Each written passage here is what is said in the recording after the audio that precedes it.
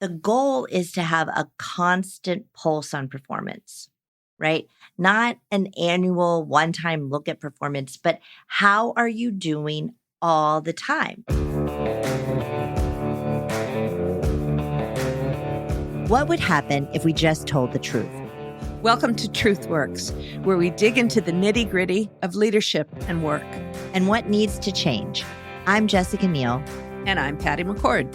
Our journey together started in HR, but trust us, it's evolved into something wild, honest, and well, a bit rebellious. So throw out the handbook. We're here to redefine rules to work for us, not against us. Let's dive into another episode.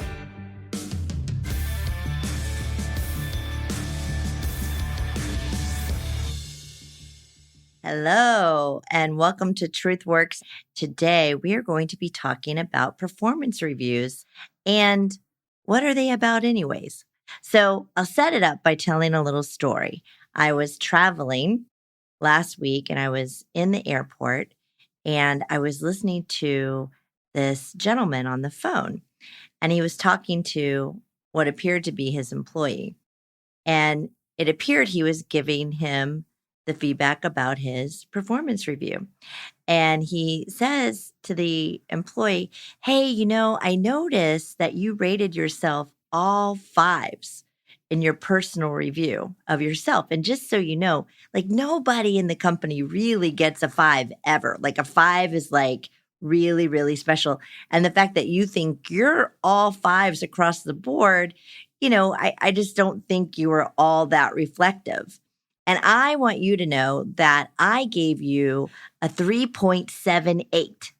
And that is really good. And even though I didn't give you a 4, because even 4s are really hard to get, but I gave you a 3.78 and you're doing so great. I'm so glad you're on my team. I can't wait for 2024. We're going to kill it. And you're amazing. Any questions?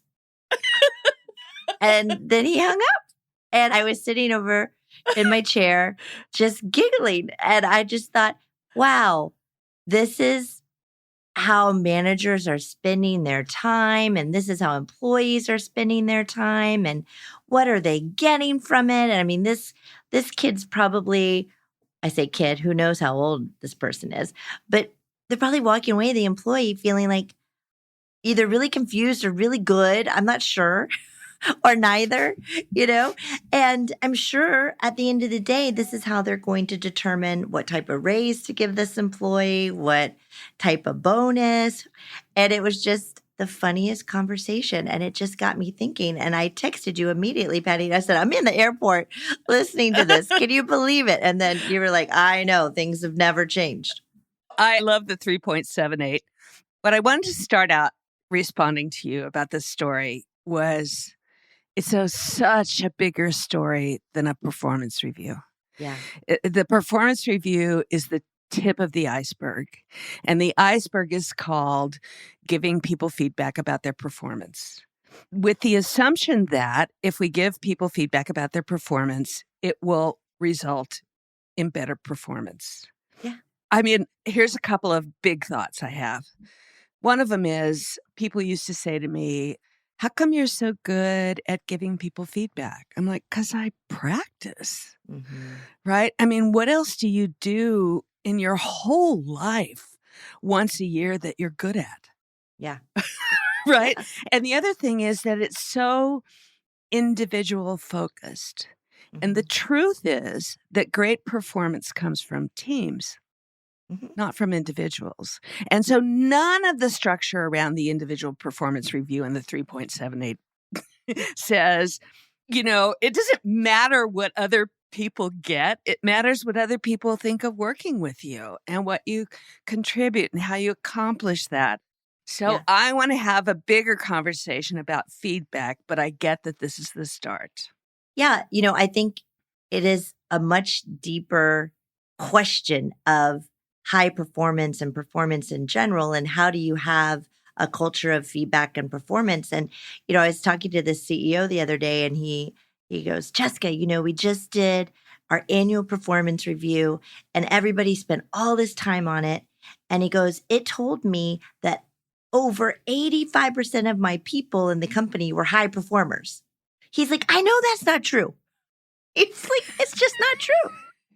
And so, I think going back to the question around feedback and how do you get better at work, performance reviews don't accomplish that. They kind of fail at that, right? They're political in nature. People don't tell the truth.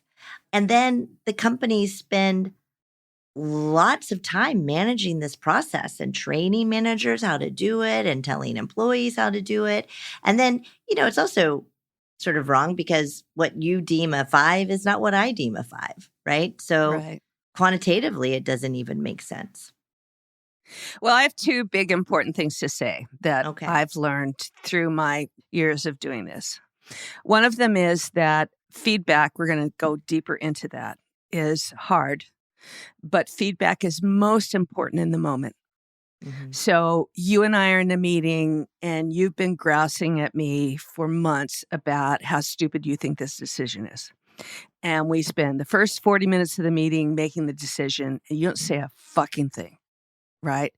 And I can wait till after the meeting and say, Jessica, I can't believe that you didn't say anything when this was so important to you. And you say, well, no one asked, right? Mm-hmm. A better thing to do would be to, in the meeting, say, Jessica, you've been talking to me about this for 3 months. Do you have something to say about this decision? Right? Yeah. And that's feedback Right. In the moment.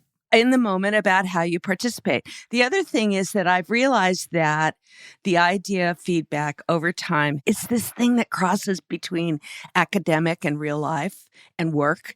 And there are 3 different things. There are 3 completely different things. The other thing we don't do is we don't look at feedback as an affirmative thing. Mm-hmm. It's always about something you fucked up or you did wrong, where the most effective feedback I've found in my life as an executive, as an HR person, is say, Jessica, thanks for speaking up. It's exactly what we wanted you to do. That really makes a difference. Do that again. Yeah. And you will do that every goddamn day for the rest of your life. Sure will. But we don't consider that feedback because it's not negative. No, it's not critical. Yeah. It's not critical. And so, to be clear, I never got this right. You might have after, you tried after I failed. Here's a couple of things that I think are very real and very important about some of the parts of the annual performance review. I think that feedback in writing is taken more seriously as the receiver. And I think that if you're the person giving the feedback, if you do it in writing, you're more careful about your words. However, I think that has evolved into a really bland, vanilla, other people in other departments find that their internal communication with you is sometimes awkward, but in general, you're a really terrific person and we love working with you. Yeah. Right? That means nothing. No. Nothing. And we don't include into it like what you could do differently, what you could do better. We don't teach people how to give productive feedback, not just criticize. Yeah. And we, look, we worked hard on it for a very long time. And I think we're decent at it. We weren't great at it, probably better than most companies. But I think the art of feedback, to your point, is really the fact that you want to invest in making people better in your company, right? And it really is like there's this sort of myth around it that it's mean and it's not caring. But it actually is caring because if you care about your colleague, you'll just tell them the truth and you'll do it in the moment. And the writing, as we continue to get more global at Netflix, it was hard because people had a hard time writing in English and also, how people were perceiving things from a culture perspective in Japan was different than how they were in Amsterdam, which was different than Brazil. And so it became really complicated. But I think when we continued to break it down, and I had this sort of motto of like, give love, like, because feedback, like as soon as you hear that word feedback, like people go, Ooh, what are you going to tell me? I did something wrong. And so it's like, can you change? Well, I mean, it's why it's such a bigger, more contextual discussion, which is if you believe that I want you to be successful. And you believe that I think you're an important person in the company. Then I can tell you some pretty hurtful things that might be like, "Ooh, that," you know. I said to somebody one time, here's the deal. You're brilliant, you're a contributor, eh, your accomplishments are amazing, but you're just an asshole. And nobody wants to work with you. And I know your ego says, I want to be a vice president someday. So here's what vice presidents do. They have people that follow them, that want to work with them, that are eager to accomplish something with them. They don't want to be lectured and they don't want to be yelled at. Mm-hmm. So I'm telling you these things because I can't think of anything better than for you to be really great at this, because you're really great at half of it, right? And then let's take the flip side, which is, oh my God, you accomplished so much. We wouldn't be where we are without you. We just don't need you anymore. Mm-hmm. And that's loving feedback too. That's saying, I'm going to tell you this instead of proving that you're incompetent, because you're not. Yeah. You did what we hired you to do, and it was amazing. So where's the place where you do that again? And those conversations, nobody teaches anybody how to do. No, nobody teaches anybody how to do. And then they rely on these processes like the performance review, performance improvement plans. I read a whole article about that where I guess Jack Dorsey is getting rid of performance reviews and PIPs, or performance improvement plans, at Block. But Patty, what's crazy to me is that this system of managing performance has been the same system since the 60s. Yeah. 50s. And no one's changed it. And, the truth of why companies do it isn't because it's helpful, effective. Yeah. It's literally, and this is my belief, it may not be yours, but it is because they want to determine how to pay you, right? And how wherever you sit on the bell curve is how they're going to determine your raise. Exactly. And or who is going to be in the lowest 5, 10%, whatever it is, that they're going to lay off. Yeah. Do you think that's true, or you don't think it's true? No, I think there are a bunch of different misnomers and beliefs about why we do this, right? And a lot of big companies have given it up. So to be fair. Yeah. And one of the things that I tried to do was separate it out from pay, because I believe that pay is market-based, right? It's like location. Are you the engineer that has the skills that nobody else in the world? Are you the AI gal? And right now that would make you a hot prospect. Yeah, I wish I was the AI gal. And it wouldn't even matter, honestly, whether or not you were great at it. It would be just that you had some experience at it. So that's a little bit of a left turn. So I personally try and always advise companies to separate pay from performance. And then the big gap for me in the performance area is that, again, it focuses on just you, just your individual performance.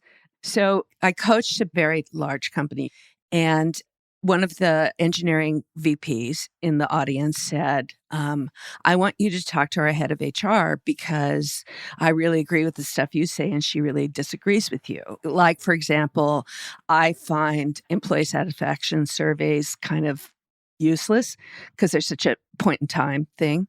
So we got on the phone with her and she said, listen, I just came into the job. They've done employment satisfaction surveys for the last 10 years. I looked at the 10 years of employment satisfaction surveys across divisions and organizations and teams and said, who was happiest, who was, blah, blah, blah, blah, blah, blah, blah.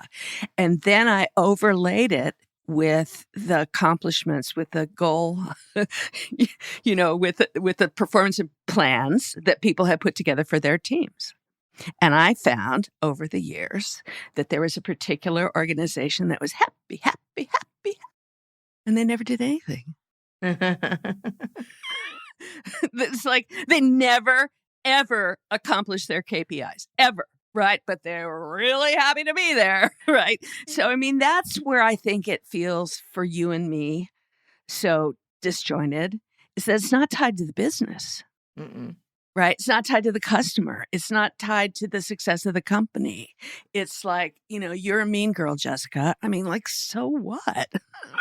Right? I Well, mean, for the record, I'm not. you are not a mean girl. That's true. But you know what I'm saying? It's No, I like, do. Yeah. if it was three-dimensional, it would be your performance, the team's performance, The what your company's results performance. are. Yeah. Yeah. I always thought about, and then, this is a question I get from CEOs, CHROs, employees, everyone. Like, how do you manage performance, right? How do you know whether your company is high performing or not?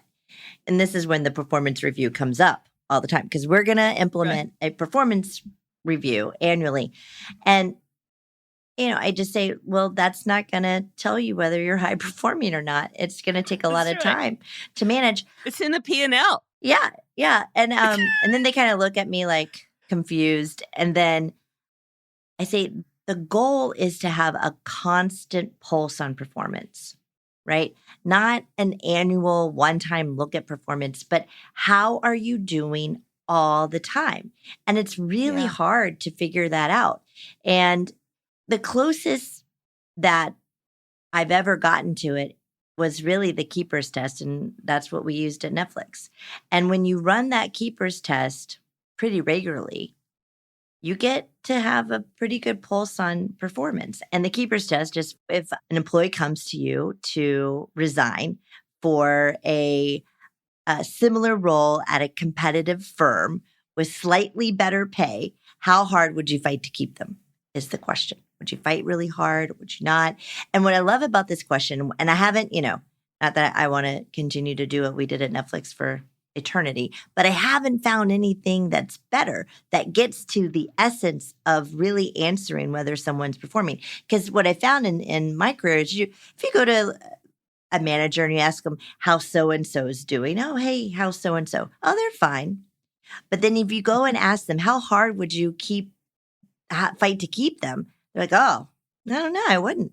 Well, then they're not fine, And then what I loved about this question too was that not only did it dive into sort of the would you keep them or not, and if it's a no, then you get to figure out why. And if it was a no, it wasn't that you fired them in that moment.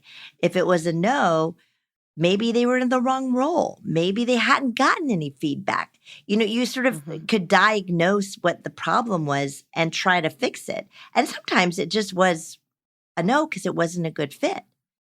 But then it also told you who your high performers were, right? Sort of the under the radar, like superstars that you didn't know. And you ask this question and the manager's like, oh my gosh, so-and-so left. I couldn't do this without them. They're amazing. It's so true. And the sort of the silent soldiers. During the pandemic, I talked to this woman who's the executive vice president of sales for a very large SaaS company. And she said before the pandemic, she had built this matrix of what, how HR leaders do, all the particular skill sets that were the competencies that made a blah, blah, blah, a successful salesperson in the company. And they were like aggressive closer, engage with the client, push to the best possible situation for the company, blah, blah, blah, blah, blah. And she said she had done so far that she had a list of people who just weren't going to make it because they didn't have the competencies that made them successful. And then the pandemic happened and she had no other metric except for sales. So she went back and looked at it, and there were lots of people on her shit list that were selling a lot of stuff. And so she went back and did one-on-ones with them and that said, what is it that you're doing that you think makes you successful? And they said, we listen. And we're all in the same boat, right? It's really screwy and it's hard. And we're like, well, we think we have a solution for you. Let's work together to figure it out, right?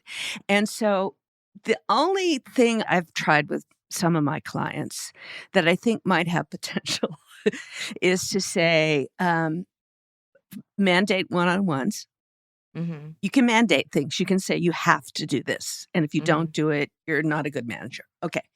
And maybe every third or fourth or fifth one is about performance, both ways, Right. where we know that it's coming up on that conversation.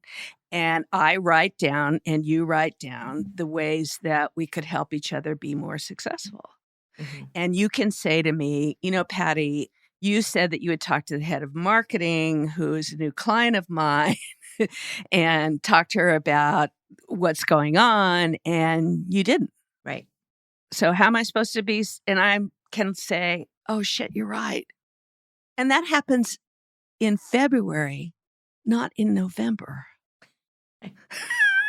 Right? And I get on the phone, I call the head of marketing. I'm like, oh, shoot, Jessica's going to come talk to you. You need to give her some time because it's really important that you guys establish a relationship. And that's all I needed to do. Right. But if I wait until November, the head of marketing is going to say, well, I don't know. She hasn't been very responsive. And so what I want to do is I want to build rhythm into it. So for one thing, that giving each other feedback, manager and employee, right, is really, really important. And you should do it all the time. And the other thing is, if we make sure that that feedback includes ideas on what you could do better, then we can try it. We can experiment with it like we do everything else in the company. Yeah, exactly. Right. And you practice, right? Yeah. People don't know how to say things to people without Practicing. trying. Yeah. Yeah. No, and I think that's right. But I think that the practice is very hard and it has to start at the top. And the top has to behave in this way so that it trickles through the organization.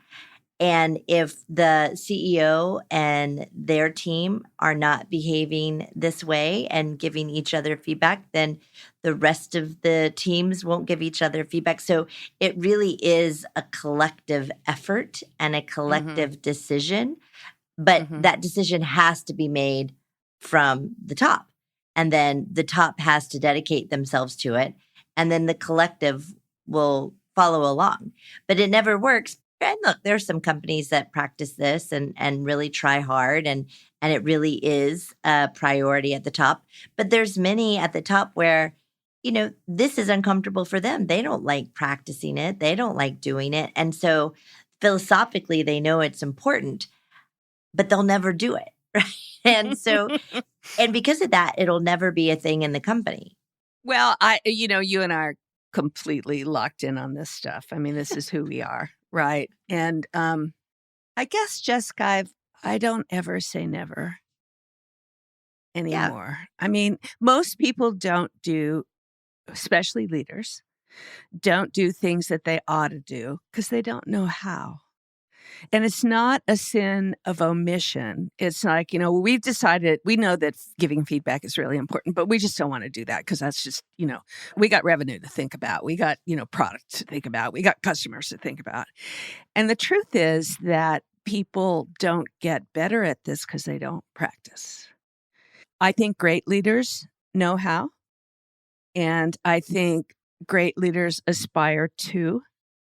And I agree 1,000% that if you say, we were talking to Bob Sutton the other day about no assholes, right? If you say, I have a company and we're not going to tolerate assholes, and everybody knows the head of sales is an asshole. It's like, well, we really do mean it. You don't really mean it, right? So it's that part of leadership that we don't talk a lot about, which is challenging each other to be the best that you can be as a leader, not as a CFO, not as a CMO, not as a CEO, as a leader in the organization so that people can look at you and say, oh, I can do that.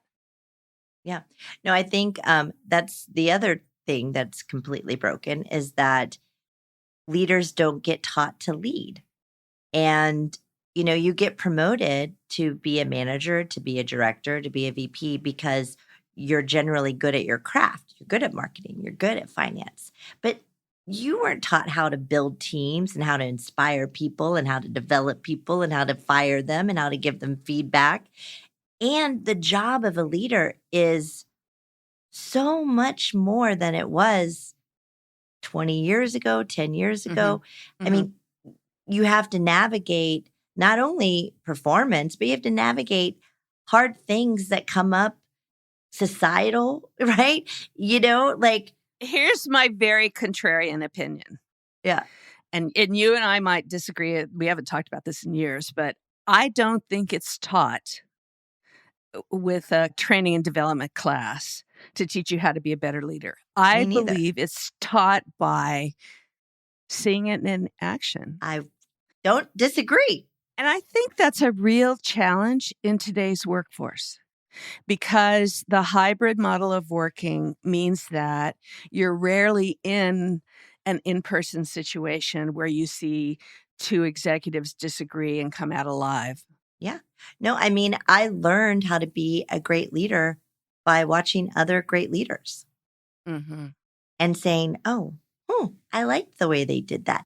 That's right. And there were leaders, that I saw that weren't great where I learned, ooh, that's not good either. Right. That's right. That's right. But no, sending your managers to, management 101, it's not going to make them great leaders. But I'm torn about this. I really am, because I've spent a lot of time since I've left with L&D people, learning and development people. And they're all sure that the academic approach to teaching people how to lead is real and true and successful. And maybe it's both. That's true. But I think if that is your sole source of how you're going to make your leaders better, it's not going to work. Perhaps they walk away with like a nugget or two of things that they're going to do differently, but it's not going to be a 180, in their style or how they're leading. Leadership growth takes time. It takes lots of mistakes, right? And nobody ever gets it right. No, and it takes a lot of coaching. And so I think, to say that you shouldn't have training, I don't know whether that's true or not.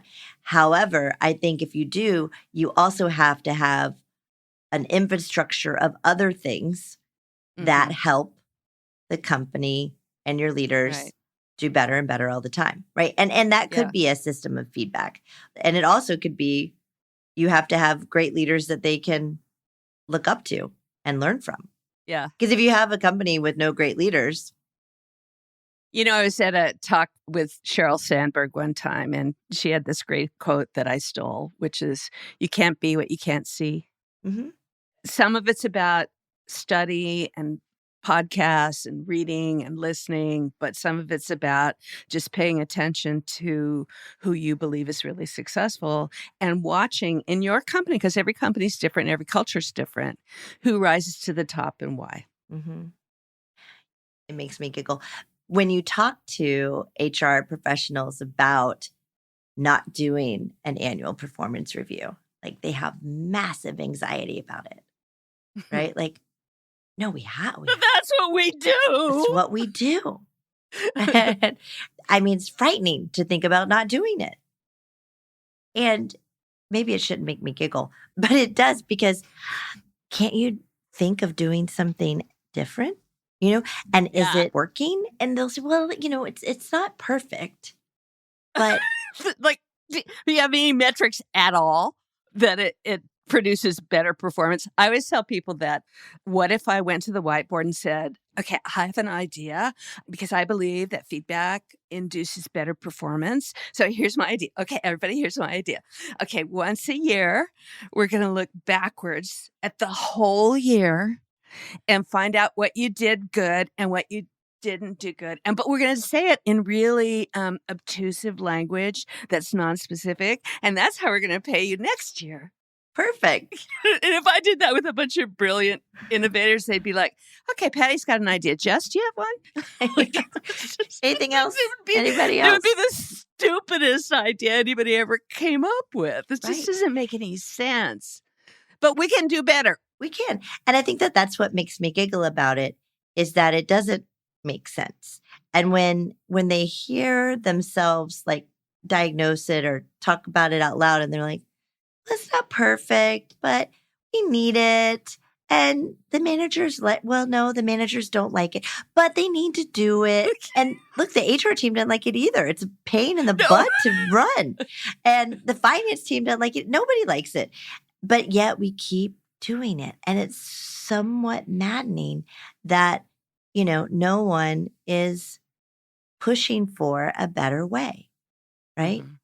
And I don't have all the answers by any means, but I do think that it's certainly not annually.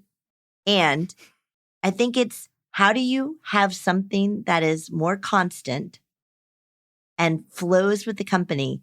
And how do you, to your point, have a rhythm around it, right? That works for the leaders, but also works for the employees, where the leaders are able to really spend time reflecting and thinking in a non-emotional, critical way, which is why I like that keeper's test question.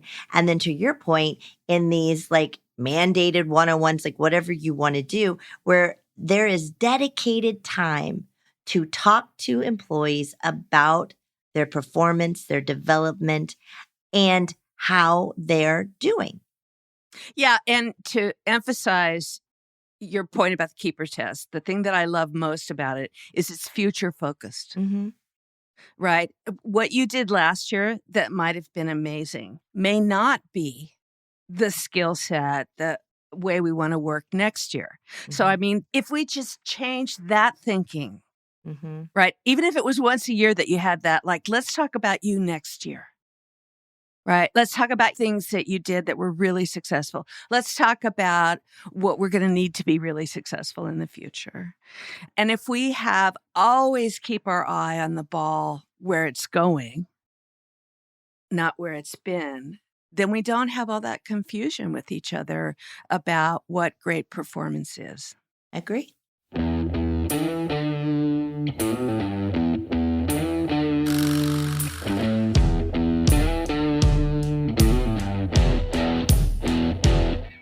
All right, let's get into some confessions and questions. Jess, can you take it away on this one? Sure can. Am I the asshole for being too blunt in performance reviews? I recently conducted performance reviews and I might have been a bit too direct in my feedback. Some team members seemed taken aback, and now I'm wondering if I crossed a line. Am I the asshole for being too blunt in my delivery? Or is honesty the best policy when it comes to performance reviews? Patty, what do you think? Well, the last sentence is correct. Honesty is the best policy. However, there's a difference between being blunt and being direct. And some of it is intention. If my intention is to give you feedback on something that you could do better, then I better damn well have an idea about what you could do differently. Just telling you that you did it wrong is not helpful at all. That's blunt and that's not direct. And that's kind of just making the person feel bad. But if I say, hey, let me tell you some truths that you may not be aware of and give you some ideas about how you could do it differently. And I always say, humans can hear anything as long as it's true. And the problem is sometimes this blunt feedback, you don't know the difference between being like, you could do a little better if other people felt more comfortable with interacting with you versus, people hate it that you shout in meetings. Okay. Both of those are ways to give feedback, but the first one is not helpful at all. The second one is, I don't know that you realize that you raise your voice in meetings when you feel passionate about something. Here's a couple of things you might want to do differently. And here's how you might want to show that you're listening to what people say when you express your opinion in a meeting. Yeah, I think that's exactly right, Patty. And I think, just to add on slightly, is specific examples of when they did this, right, are very, very helpful. To say, do you remember in the meeting when we were talking about the global launch and you raised your voice and the whole room stared at you and was silent? Here's what you could have done differently in that moment. I understand you were frustrated. I was frustrated too. However, instead of yelling, try this, right? And so specific examples of when they can remember, because, a lot of times people bring up these things. You're like, I don't think I did that. That's right. I love the one, your cross-functional communication could enjoy a better energy. Like, what? the What? hell? Yeah.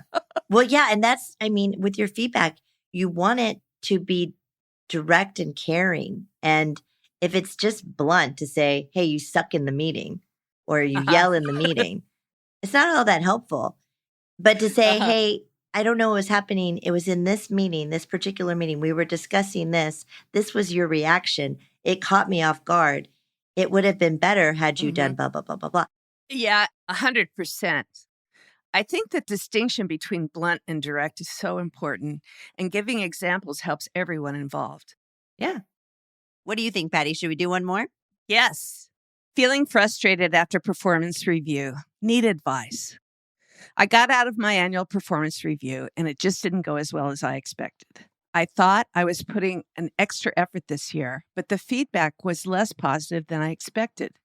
Feeling frustrated and a bit lost, it seems like some of my key achievements went unnoticed. I put in a lot of effort on certain projects, but they weren't highlighted during the review. How can I bring attention to my accomplishments without sounding like I'm complaining?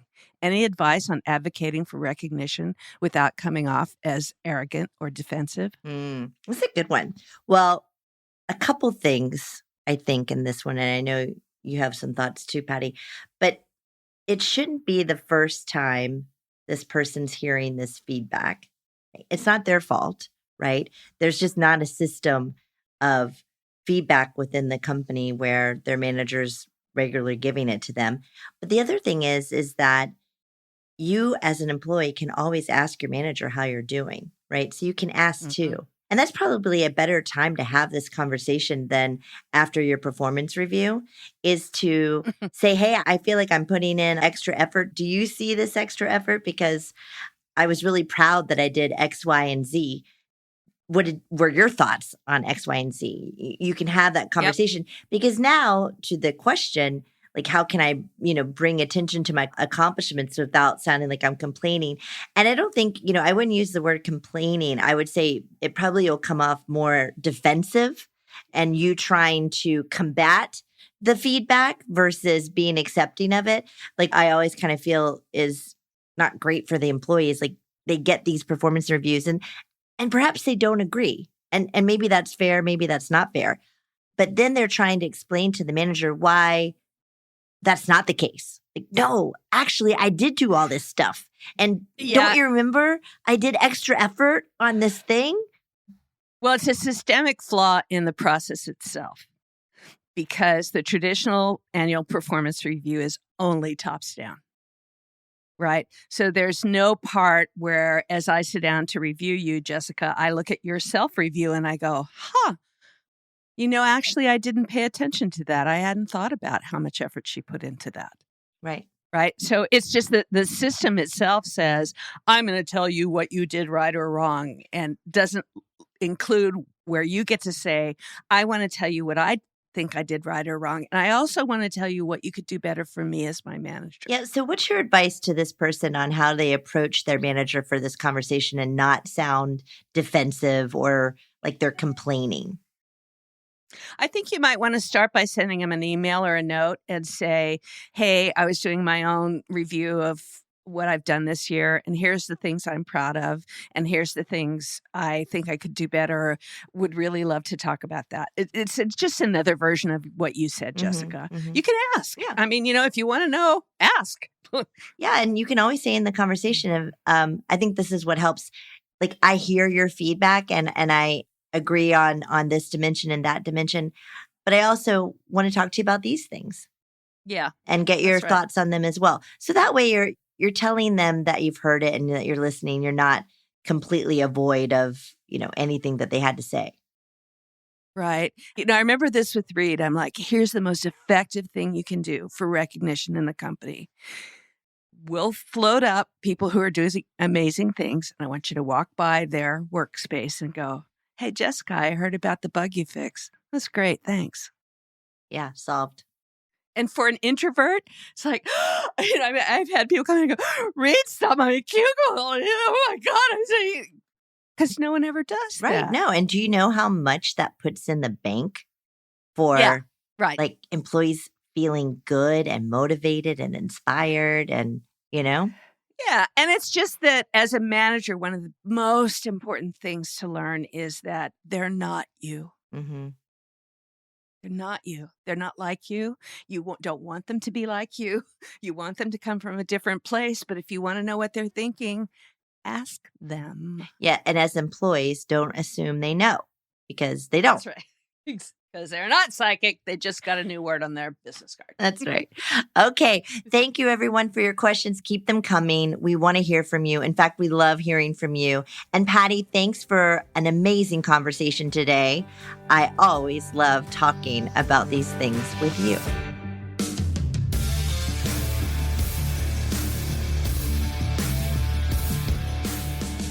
Thanks for listening to TruthWorks. This episode was produced and edited by Megan Hayward and Mick Finnegan. Thank you, Kathleen Speckert, and the whole Edit Audio team.